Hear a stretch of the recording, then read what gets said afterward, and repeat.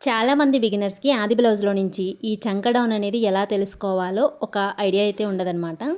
ఆది బ్లౌజ్‌ని ఈ విధంగా పట్టేసుకొని సైడ్ జాయింట్స్ వైపు కుట్టు వరకు కాకుండా ఖర్చు వరకు మార్కింగ్ చేసుకోవాలి.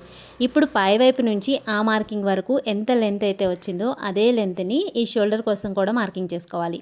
మార్కింగ్ చేసుకున్న తర్వాత ఈ విధంగా బాక్స్ టైప్‌లో డ్రా చేసుకొని రౌండ్ షేప్ అనేది డ్రా చేసుకోవాలి.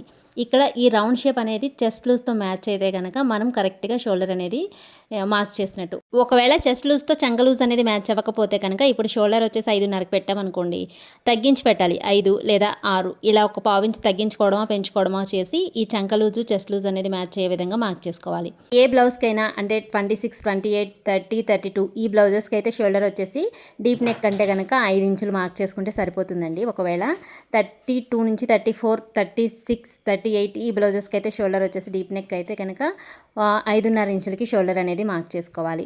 అర్థం కాకపోతే కామెంట్స్‌లో అడగండి. మీ కామెంట్స్‌కి రిప్లై అయితే ఇస్తాను. Thank you for watching.